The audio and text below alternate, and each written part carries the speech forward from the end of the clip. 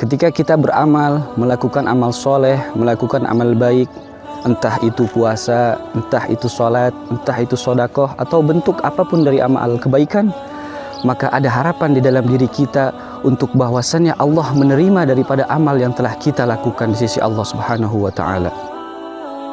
Tapi seyogianya tidak diperkenankan untuk siapapun memvonis atau menghakimi bahwasannya amal seseorang itu diterima ataupun ditolak di sisi Allah Subhanahu wa Ta'ala.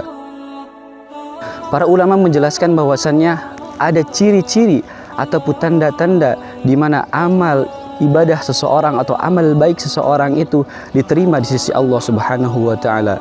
Ibnu Athaillah As-Sakandari mengatakan dalam hikamnya, man wujida thamarata amalihi ajilan fahuwa dalilun ala wujudil qabul.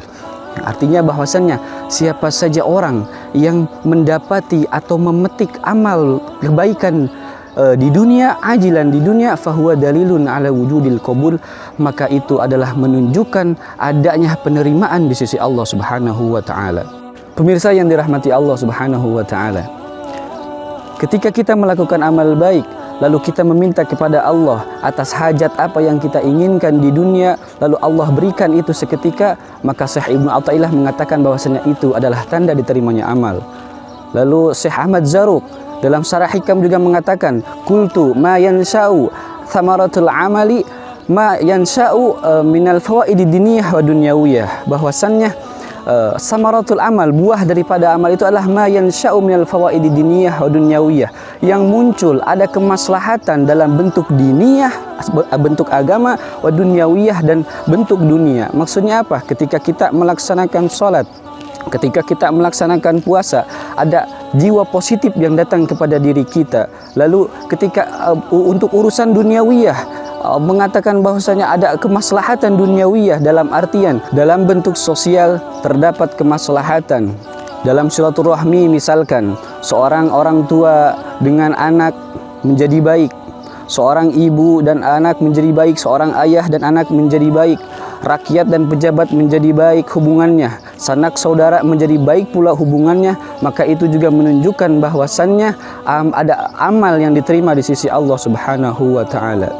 Lebih spesifik lagi, beliau mengatakan bahwasannya ada 3 tanda atau 3 unsur amal diterima di sisi Allah Subhanahu wa Ta'ala. Yang pertama adalah husulul bisyarati bizawalil khaufi wal hazan, adanya kegembiraan, adanya kebahagiaan, bizawalil khaufi wal hazan, dengan hilangnya rasa ketakutan atau rasa kekhawatiran, juga hilangnya rasa kesedihan.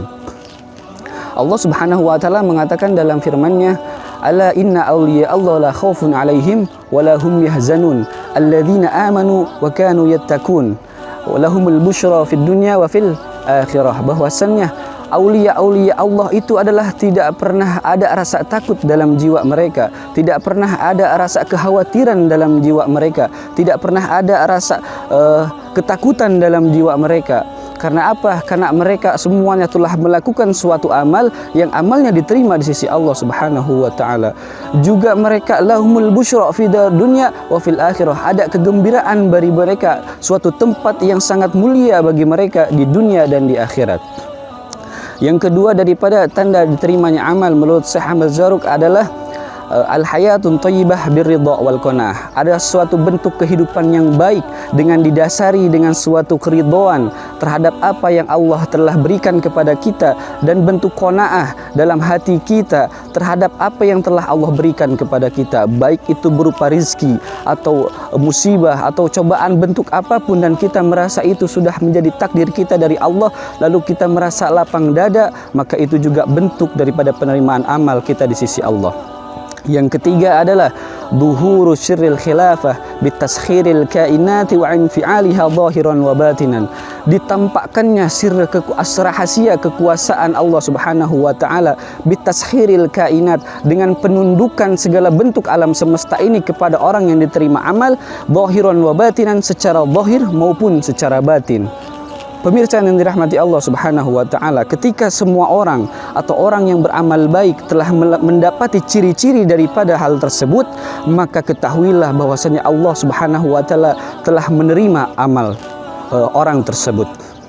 kita berada di bulan suci Ramadan ini, bulan yang dimana penuh dengan amal soleh, bulan yang dimana penuh dengan segala bentuk musabaqatul khair, berlomba-lomba dalam kebaikan, maka hendaklah kita memperbanyak amal soleh dan jangan sampai kita bersuudzon kepada Allah bahwasannya amal kita tidak diterima di sisi Allah Subhanahu wa taala.